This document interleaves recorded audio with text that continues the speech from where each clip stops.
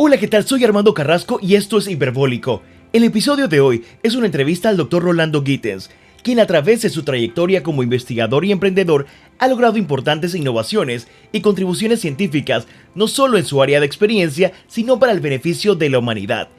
Conoceremos qué lo motiva, cuáles son sus retos, sus mentores y aquellos aprendizajes que lo han formado como profesional.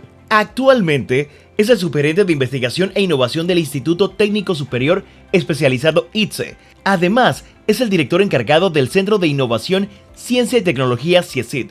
Hay mucho más de Rolando Gittens, así que arrancamos Hiperbólico. Rolando, bienvenido. Yo creo que la pregunta de rigor y para que la gente conozca un poco más de ti es ¿quién es Rolando Gittens? Muchísimas gracias, un verdadero placer estar acá contigo y poder hablar de estos temas. Y bueno, ¿quién es Rolando Gittens? Yo creo que es una pregunta un poco interesante para mí contestar porque siento que soy muchas cosas. Soy padre de familia, soy panameño, soy un científico, también soy emprendedor, soy un remador, así que podemos hablar de muchas cosas hoy. Eso es importante y de ahí me voy directo a algo que te apasiona y creo que la pregunta es, ¿la ciencia te eligió a ti o tú la elegiste? Mira, yo siento que yo la elegí en el sentido de que siempre me gustó la ciencia cuando estaba en la escuela y no era malo para las matemáticas, ciencia, biología, pero al final cuando tuve que estudiar algo decidí estudiar ingeniería eléctrica electrónica porque una de mis hermanas había estudiado esa carrera en la tecnológica y en algún momento pensé meterme en medicina, pero nunca confié en mi memoria. En mi casa me decían mente de pollo y no quería matar a algún paciente porque se me olvidara cuánta medicina tenía que darle. Así que decidí estudiar ingeniería y me fue bien. Y cuando terminé, seguí el camino de un ingeniero común y corriente. Decidí entrar al puerto como supervisor de mantenimiento de contenedores en el puerto de Balboa. Pero luego entonces escuché de las becas que estaba ofreciendo Senacid para ir a estudiar doctorado. Y en algún momento había pensado que me encantaría que me pagaran por pensar.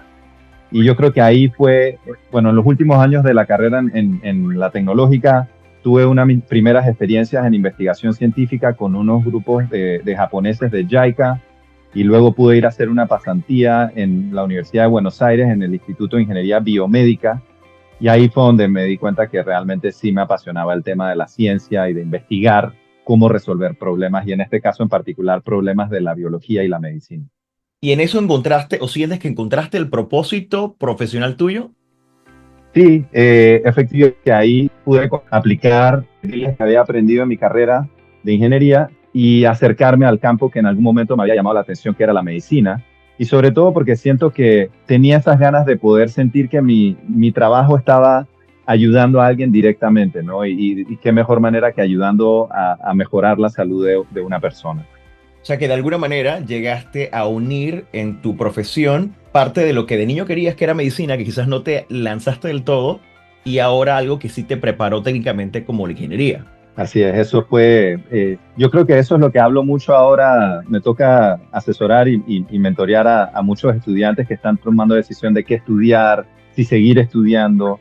Y eso es lo que yo les digo, ¿no? De que al final a veces hay mucha presión sobre ese punto de qué estudiar, pero la realidad es que hay muchos caminos para llegar a donde uno quiere llegar.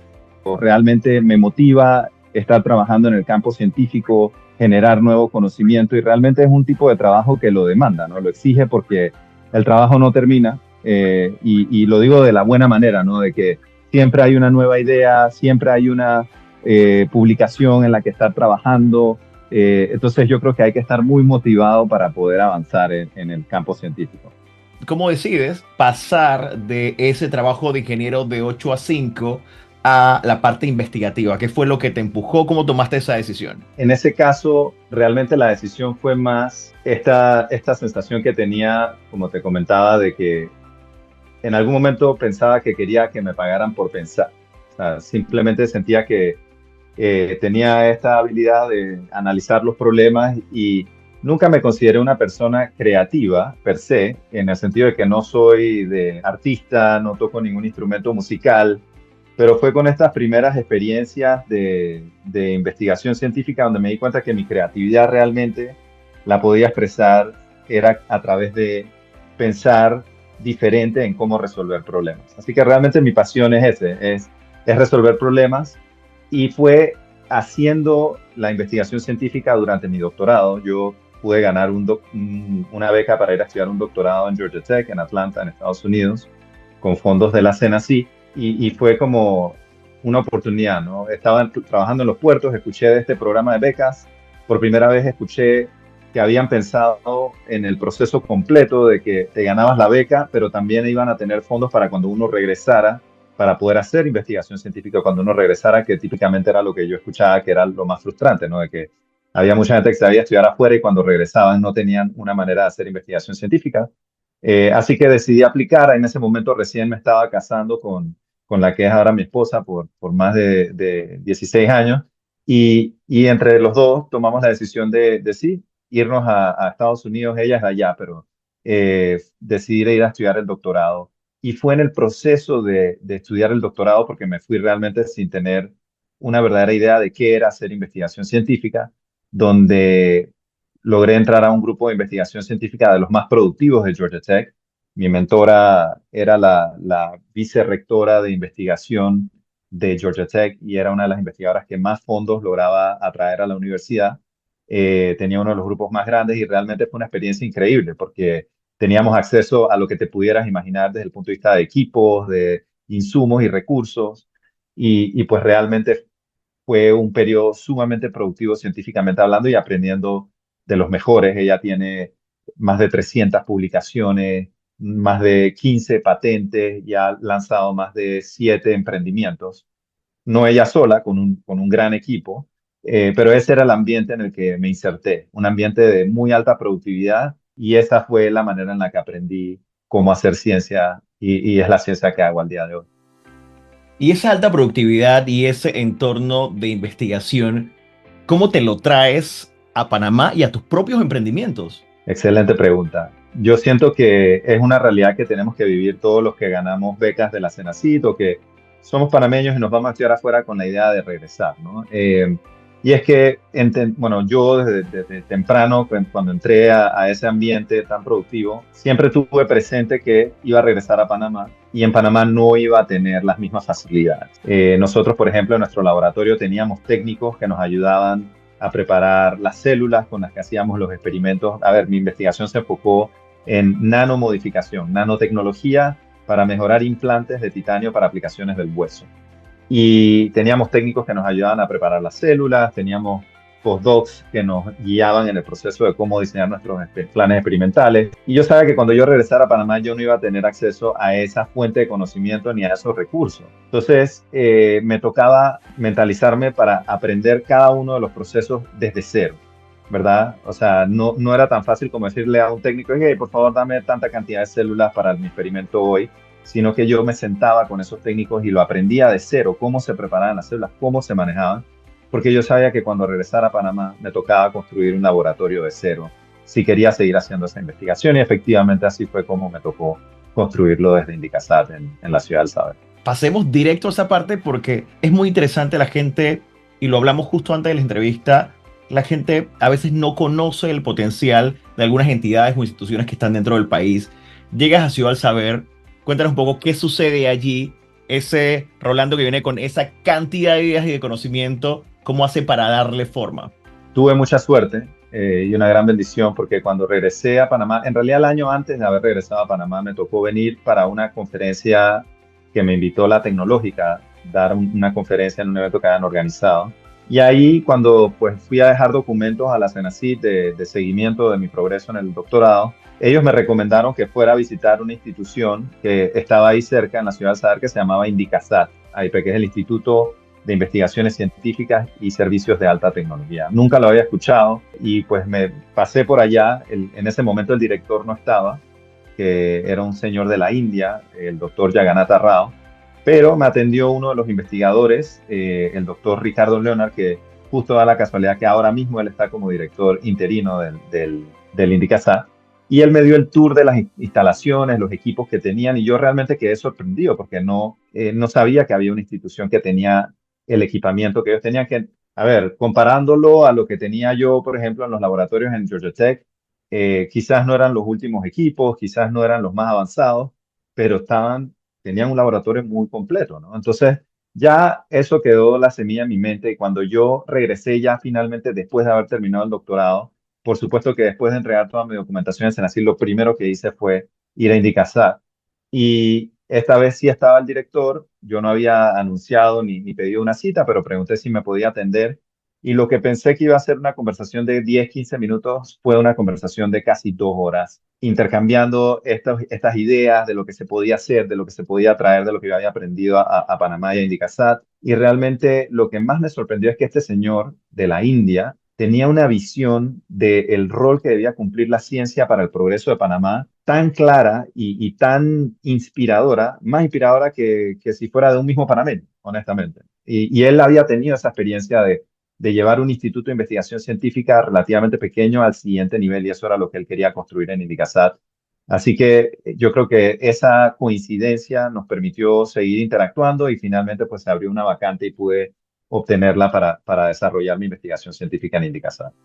Voy a tratar de irme por varios conceptos que están en tu currículum y en tu trayectoria para que la gente también pueda entender de qué tratan y nos ayudes a deconstruir eso. ¿Qué es ciencia de los materiales? Excelente. Bueno, mira, te lo voy a poner en el contexto de la investigación que yo estuve haciendo. Y nada más para que lo tengas una idea, ¿no? Yo llego como ingeniero eléctrico electrónico a Georgia Tech directamente a un programa de doctorado en bioingeniería. Inicialmente mi idea era trabajar en proyectos de interfaz cerebro-computadora. Era una de las líneas que me sentía como más identificado porque era análisis de señales, cosas que yo había visto en mi ingeniería, pero en ese momento no había plata en ese tipo de proyectos y me fue imposible encontrar un grupo que me aceptara. Da la casualidad que entro a un grupo que estaba trabajando en un proyecto de nanotecnología aplicada a implantes de titanio para aplicaciones del hueso y yo digo, bueno, si aprendo esto, quizás en algún momento más adelante lo podré aplicar en el cerebro también, porque mi fascinación era con el cerebro. Siento que es uno de los órganos en nuestro cuerpo del que menos conocemos y es el que más nos identifica como seres humanos, ¿no? Entonces, pero bueno, yo en ese momento, mi última clase de biología había sido en secundaria, 6 años antes, sexto año, quinto año, o sea, mi primer año y medio yo lo paso en Georgia Tech estudiando biología y bioquímica y todas estas materias que no sabía nada. Y llegó al punto donde me sentía tan tonto que literalmente fui como oyente a algunas clases de eléctrica con un amigo panameño que también estaba ahí en el campus, el doctor Carlos Donado, solamente para escuchar términos que ya había escuchado antes. Pero en ese proceso de ir aprendiendo las cosas que necesitaba para resolver el problema que me habían dado para mi tesis, que era cómo mejorar la interacción entre un implante de titanio y el cuerpo humano, claramente uno de los aspectos que había que entender era la ciencia de los materiales. Cómo mejorar la superficie del material, que al final es la parte del material que está en contacto con las células de nuestro cuerpo. Entonces, en el proceso de mi doctorado yo saqué una maestría en ingeniería y ciencia de los materiales para entender qué yo podía hacer para modificar esa superficie, cómo yo podía desarrollar nuevas nanoestructuras en la superficie del titanio, que es un metal fascinante, porque típicamente pensamos en el titanio como un material que no se oxida, que no se corroe, ¿verdad? Pero lo interesante es que no se corroe porque se oxida demasiado rápido y siempre tiene una capa de óxido protectora en la superficie y eso es lo que hace que sea un excelente material en el cuerpo humano, o en el hueso específicamente, porque el hueso tiene una naturaleza cerámica, ¿verdad? Que se conoce como hidroxiapatita, y el óxido de titanio es una cerámica también. Entonces, ahí fui adentrándome en entender cómo se podía modificar esa superficie del titanio con esta ciencia de los materiales, entendiendo cómo se comportan esos átomos y esas moléculas del titanio y cómo modificarlas. O sea que realmente trataste de cubrir todo el proceso de lo que de alguna manera te fascina. Y voy a usar ese verbo que lo repites porque eres muy apasionado en lo que haces. Y esto obviamente no va a terminar aquí. Y yo tengo que preguntar antes de llegar a lo que estás haciendo actualmente, antes de llegar a ese aporte, antes de pensar cuál es el legado de Rolando Gittens a esa nueva generación que estás de alguna manera impactando o influyendo, porque realmente es ahí donde se ve la verdadera influencia, donde somos realmente influencers en positivo para esa nueva generación que va a ser parte y va a construir Panamá, el Panamá del mañana. Yo tengo que preguntar, ok, esto es una parte de lo que logras, tienes reconocimiento por tu trabajo, es importante, pero ¿qué hay más adelante para ti? ¿Hay algo que estás trabajando? Sí, mira, yo siento que he podido construir una carrera científica donde he ido logrando ciertos hitos dentro de lo que es visible en el desarrollo profesional de un científico, logré sacar una patente con estas nanomodificaciones, tengo un buen número de publicaciones, soy miembro del Sistema Nacional de Investigación. Yo creo que todos estos son reconocimientos que son como parte del proceso de ir creando una carrera científica.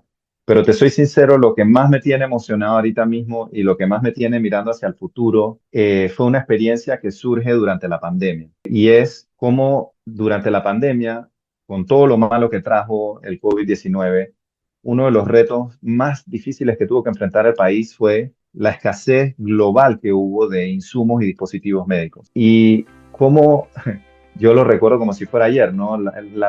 Los primeros casos de COVID a inicios de marzo en Panamá en 2020, inmediatamente un par de días después se cierran todas las instituciones, todos los trabajos y yo sentía que como científico y como parte de un instituto científico, nosotros no podíamos estar en la casa, ¿verdad? Teníamos que estar buscando la manera de apoyar y entender lo que estaba pasando porque había mucho desconocimiento. Se estaba trabajando durísimo en generar conocimiento. Y rápidamente identificamos este problema porque me contacta una amiga, la doctora Sandra López Vergés del Gorgas, que en ese momento era la que le habían dado la tarea de encargarse del esquema de diagnóstico nacional. Y me dice, Rolo, necesitamos ayuda porque se nos están acabando los medios de transporte viral, que son los tubitos de solución donde se coloca el hisopo. Y básicamente de la noche a la mañana, le digo, por supuesto, podemos hacerlo.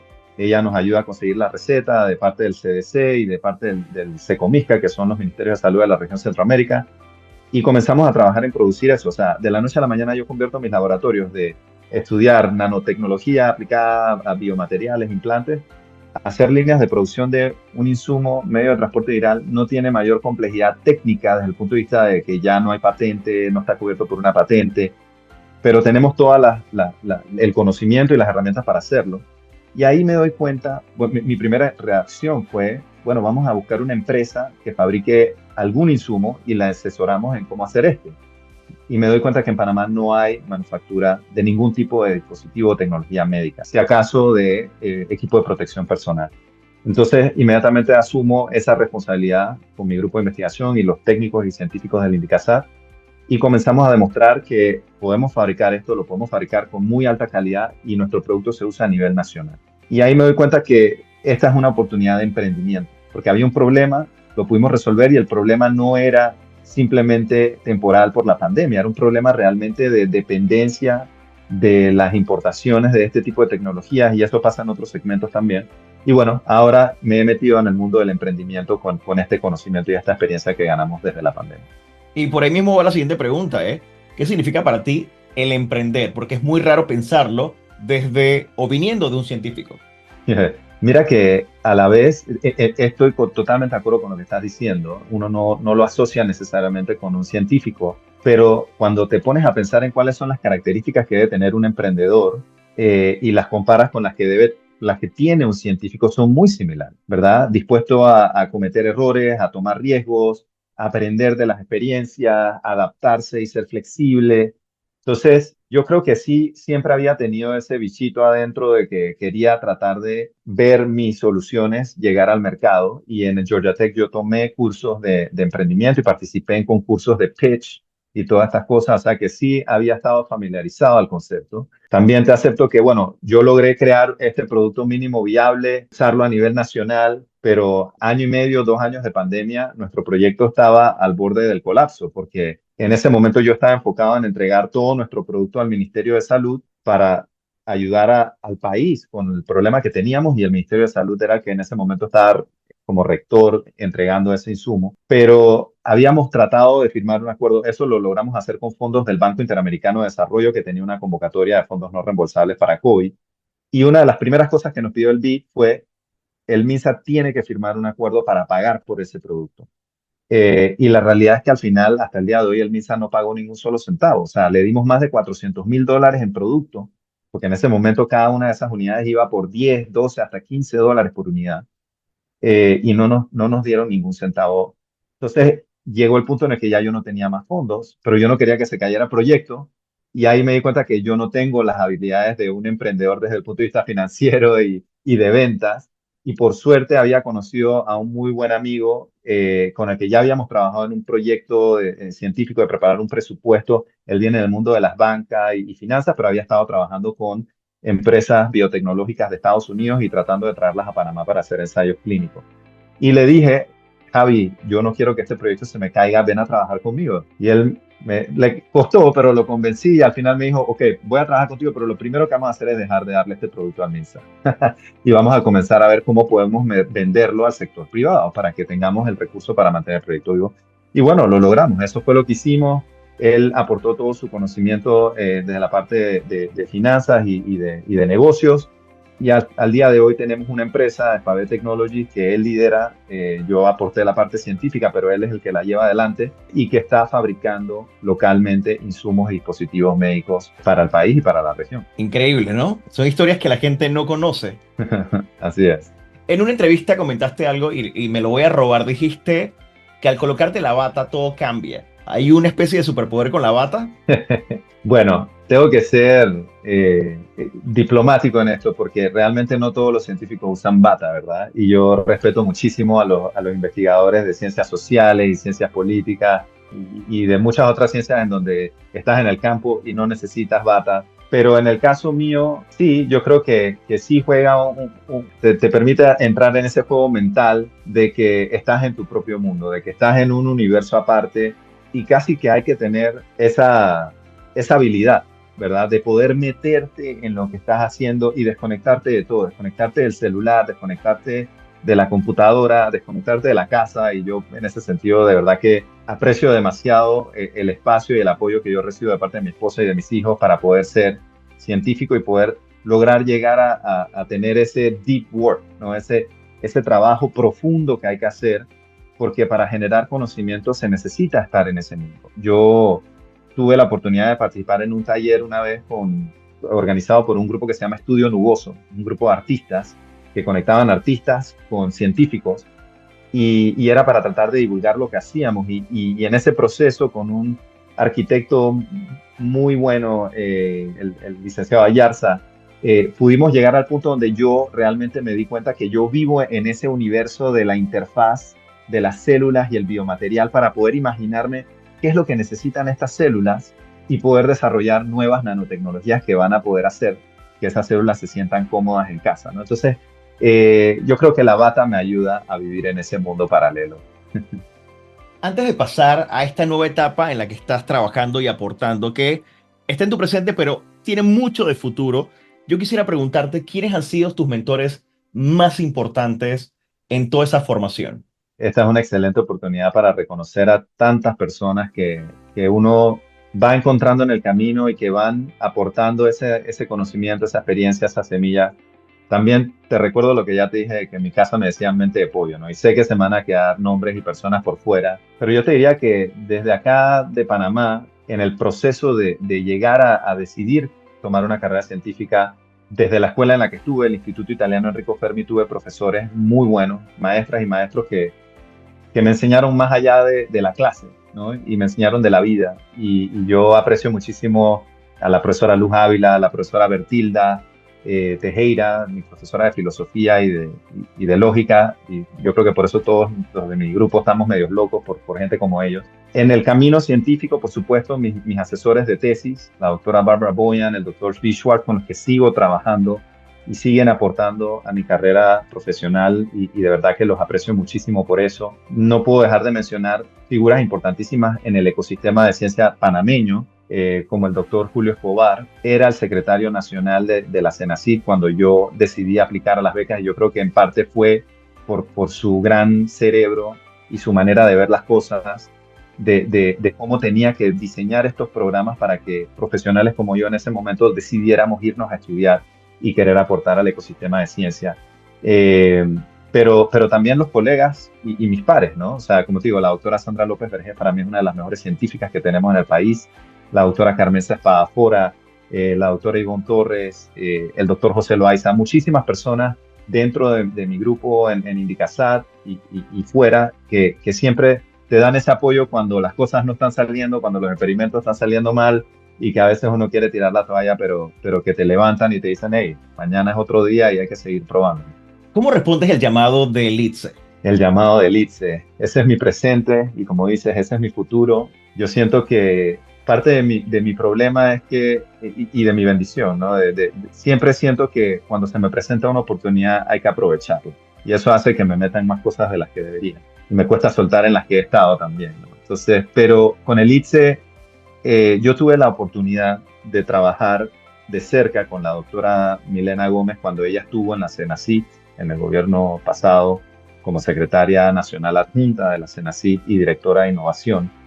Y yo quedé fascinado con el esfuerzo que ella hizo por tratar de abrir el compás de la CENACYT a la comunidad científica, sobre todo a los investigadores jóvenes, crear un proceso participativo de cuáles eran las líneas, cuáles eran los proyectos y los temas que la CENACYT debía financiar a través de lo que debía quedar plasmado en el Plan Estratégico de Gobierno y el Plan Estratégico Nacional de Ciencia. También fue muy progresiva con el impulso de una nueva ley para la CENACYT y para el Sistema Nacional de Ciencia, Tecnología e Innovación.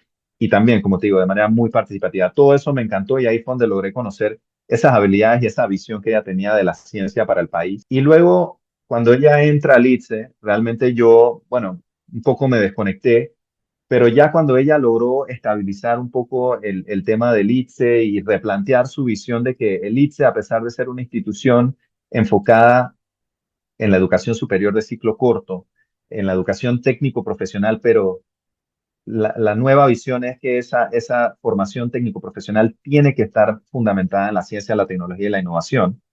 Ella se me acerca, ella y su colega y mano derecha, el licenciado Mario Riega, me invitan a conocer el ITSE. Yo nunca había estado, no lo había visto y realmente cuando fui por primera vez quedé impresionado con la infraestructura, el campus que tienen, que realmente pareciera como si estuvieras en otro país.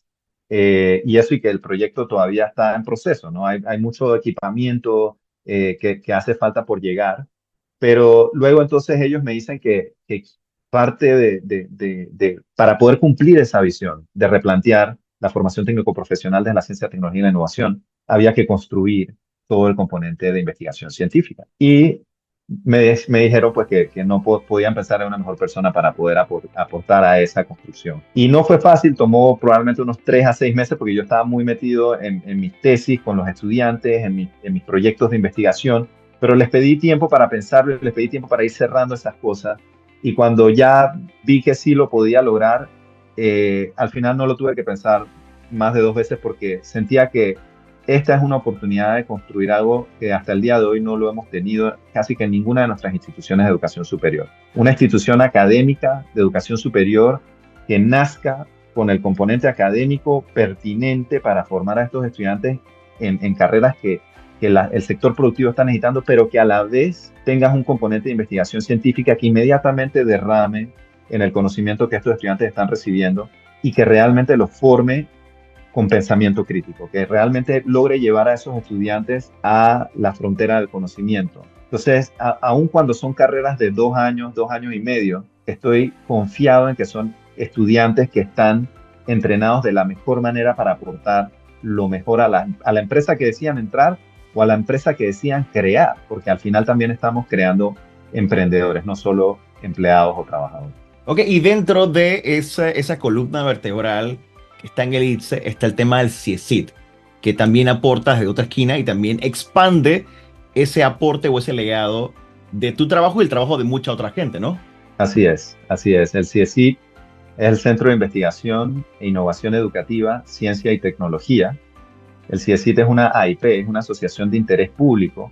Personalmente pienso que es el mejor invento panameño para poder hacer ciencia de primer nivel, con la flexibilidad, la eficiencia y la eficacia necesaria para poder competir a nivel internacional. Ese es uno de esos inventos que hizo el doctor Julio Escobar, que yo pienso que, o sea, tiene muchísimas cosas que lo van a inmortalizar como una de las mejores mentes panameñas, pero realmente haber creado o haberle dado forma al concepto de la Asociación de Interés Público para las AIPs, para la investigación científica fue realmente fascinante y se están viendo los resultados.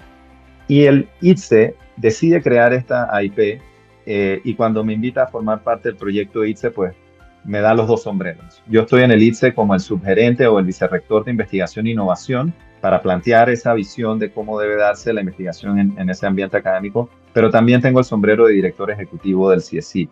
Y eso no es coincidencia, es porque al final el CSI debe convertirse en el brazo ejecutor de la ciencia del ITSE y debe convertirse en el cerebro del ITSE y de todos los centros de formación profesional y universitaria, honestamente, porque desde la innovación educativa lo que nosotros estamos viendo y proyectando es que en Panamá hay un espacio por llenar todavía en cuanto a la generación de evidencias que nos permitan a nosotros acercar al sector productivo a las universidades para que hablemos el mismo idioma, o sea, que las universidades sepan realmente qué es lo que están necesitando las empresas desde el punto de vista de formación, pero también que nosotros podamos decirle a las empresas, ok, me alegro que tú me estés pidiendo un técnico artesanal en mantenimiento, pero de aquí a 5, 10, 20 años, esto es lo que muestra el futuro y esto es lo que muestran las evidencias que se va a estar necesitando por la industria 4.0 o 5.0, por la revolución y la transformación digital. Entonces, ahora mismo nosotros estamos armando la fundación para poder generar esas evidencias que nos van a ayudar a nosotros a guiar el proceso educativo del país. Y es una oportunidad increíble para mucha gente joven, que lo hablábamos previo, que quizás no tiene idea de que en Panamá existe esta entidad con un potencial grandísimo para canalizar todas esas ganas, porque también pueden emprender, pueden ser científicos y pueden no solamente crear su propio negocio o empresa, sino aportar a nivel internacional a cualquier otra industria. Quisiera un consejo tuyo para esa generación que está ahí a espera y que no cree que en Panamá haya una oportunidad. ¿Qué le dirías? Que los entiendo. Yo siento que hay mucha confusión ahorita mismo en la sociedad. Están pasando muchas cosas en Panamá, porque tristemente la política, la corrupción y muchos de los problemas que tenemos y que no logramos resolver terminan absorbiendo mucha de la atención de la población y no nos permite realmente enfocarnos en las soluciones, en las cosas buenas que están pasando, en los casos de éxito que tenemos. Pero la realidad es que sí hay oportunidades, sí hay empleo, sí hay empresas que están buscando contratar personas con salarios dignos y ofreciéndoles los beneficios necesarios. Y las personas tienen que tratar de prepararse para aprovechar esas oportunidades. Y yo creo que no es solo el ITSE, realmente varias o muchas de las instituciones académicas del país están tratando de replantearse cómo mejor ofrecer sus servicios a la población, pero puedo hablar por el ITSE en el sentido de que al final hay un segmento importante que estamos atendiendo, que yo tengo que aceptar que en los 11 años que llevo de vuelta en Panamá desde que terminé mi doctorado y que pensaba que era una persona que conocía el ecosistema de ciencia, tecnología e innovación y el sistema académico, cuando tú ves, o sea, yo no conocía estas estadísticas y estos números hasta que entré al ITSE, y es que los organismos multilaterales, BID, UNESCO, OCDE, han hecho sus análisis de qué porcentajes de la población deben graduarse a cada nivel. Y cuando tú ves a nivel de secundaria, por ejemplo, Panamá debería estar graduando un 75%. Actualmente graduamos a un 50% de la población. A nivel universitario deberíamos estar graduando un 17% de la población. Panamá gradúa a un 8% de su población a nivel universitario. Pero realmente el gran vacío, y el gran vacío que no hemos atendido en mucho tiempo, es a nivel de formación técnico-profesional. Porque la OCDE habla de que la población con estas habilidades STEAM, ¿no? De ciencia, tecnología, matemática, ingeniería, debería estar en un 50% de la población, de 49 a 50%, para poder responder a los grandes cambios que estamos pasando con la transformación digital y la revolución industrial que estamos viviendo. Pero Panamá actualmente tiene un 0.2% de la población entrenada a este nivel. Y eso con cifras que salieron del último censo del 2023. Y eso entendiendo que pueden ser personas que salen graduadas de un IPT o que toman algún curso vocacional o que se gradúan de un ITSE. Entonces, realmente el universo de la población que hay que atender con este tipo de formación del presente y del futuro, formación de educación superior de ciclo corto, que está disponible no solo para los que recién se acaban de graduar de un bachillerato, sino que realmente está disponible para profesionales que se quieren reinventar, que quieren hacer reskilling o upskilling, ¿no? Que quieren aprender nuevas habilidades. yo justamente ahora mismo tengo familia que ha decidido entrar al ITSE, no por mí, pero por los programas que están ofreciendo. Tengo una hermana que trabaja en el Canal de Panamá y se acaba de meter en la nueva carrera de inteligencia artificial que está ofreciendo la Escuela de Innovación Digital para estar mejor preparada. Tengo un sobrino que acaba de tomar su primera carrera con el ITSE en mantenimiento industrial. Entonces, realmente lo que yo me he dado cuenta es que el esfuerzo que está haciendo el ITSE de mandar este mensaje, primero de romper este prejuicio que hay con la formación técnico-profesional, porque tenemos que aceptarlo. Hay un prejuicio con las personas que toman carreras técnico-profesionales aquí en Panamá porque pensamos que todo el mundo debería ir a la universidad, pero eso no es así en ninguna parte del mundo. Entonces, eso el ITSE ha logrado calar con un mensaje que dice, hey, la formación técnico-profesional está aquí para ti, está accesible, tienes más de un 80% de garantía de que vas a estar insertado en un trabajo cuando termines, con salarios dignos, pero a la vez también está haciendo un esfuerzo para atraer inclusive personas que no se habían planteado el tema de ir a estudiar. Entonces yo creo que ahí es donde hay que hacer un esfuerzo grandísimo para seguir atrayendo a esa población y que sepan que hay oportunidades y que si ponen su esfuerzo pueden conseguir un buen trabajo y echar a su familia para adelante. Increíble data y la estadística y nos pone a pensar mucho en lo que tenemos que recorrer, lo que tenemos que lograr con esa otra generación y también lo que ya estamos un poco más adultos de poder reconsiderar, porque también se puede dar una vuelta de timón a nivel profesional y decir, ¿sabes qué? Puedo irme por este lado también, nunca es tarde y apostar por una mejor calidad de vida a través de nuevos conocimientos y eso es perfecto. Y por ahí me voy en unas tres últimas preguntas contigo para aprovechar. Voy a tomar algo que has dicho a lo largo de esta entrevista es, ¿qué le dirías tú a ese mente de pollo hoy, el Rolando Gittens de hoy? ¿Qué le diría yo? Bueno, sigue avanzando, no tengas miedo. Yo creo que uno siempre está nervioso de las decisiones que uno está tomando y creo que en mi caso era más que todo sentirme mal porque sentía que yo no sabía qué quería hacer. O sea, yo no tenía claridad en lo que quería hacer cuando estaba en la universidad. Como te digo, me metí en ingeniería eléctrica electrónica porque mi hermana lo había tomado. Realmente yo siempre quedaba sorprendido de estas personas que tenían súper claro que no, yo quiero hacer esto y quiero poder hacer esto más adelante. Nunca ha sido así, pero en mi caso lo que sí hacía era estar abierto a cualquier oportunidad que se me presentara. Y lo que me diría en esa época sería, hey, esa es una buena actitud, sigue así. Ok, perfecto. Y bueno, ha salido bien. Entonces, Así mismo es. nada que arrepentirse allí.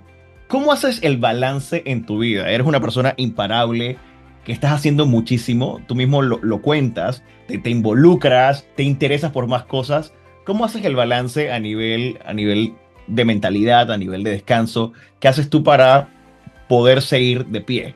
Bueno, para mí es crítico el tiempo en familia y es un trabajo y es difícil, es un dilema el balance.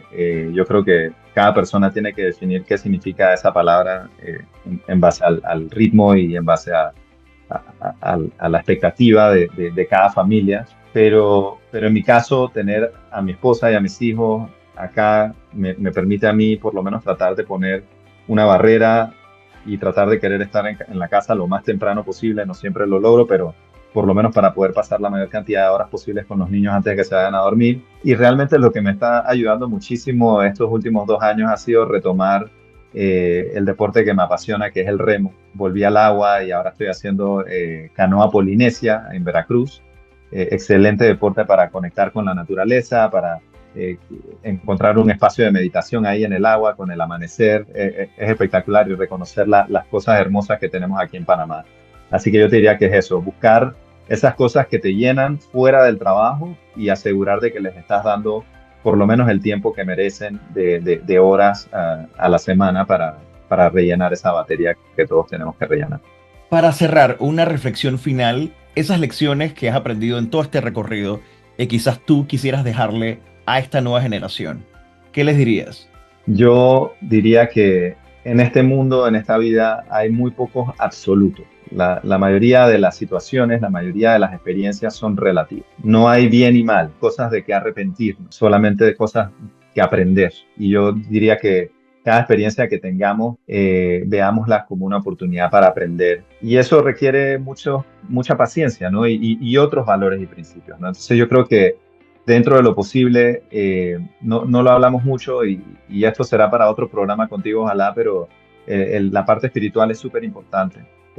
para mí por lo menos. Y yo creo que aunque tengo muy buenos amigos que son ateos, pero creo que en nuestras discusiones filosóficas me doy cuenta que todos necesitamos esos valores y principios que yo los asocio con la parte espiritual, y creo que dedicarle tiempo a eso también, a esas reflexiones internas de cómo podemos ser una mejor persona cada día, aunque eso signifique no poder publicar, aunque eso signifique no poder trabajar la hora extra para ganar un poco más de plata, pero ser una mejor persona y poder sentir que uno está contribuyendo a la comunidad en la que uno está viviendo. Yo creo que eso es importantísimo y esperaría que cada persona con la que pueda hablar, cada estudiante al que pueda asesorar y mentorear, se lleve ese mensaje. Gracias a Rolando Gittens por su tiempo y por permitirnos conocerle un poco más. Un ser humano y un profesional con empuje, de propósitos claros y que en su camino inspira a otros y ayuda a formar a nuevos líderes en la ciencia y la innovación. Recuerda que puedes escuchar este episodio en Spotify, Apple Podcasts, mi canal de YouTube, Audible y Amazon Music. Armando Carrasco se despide y nos escuchamos muy pronto.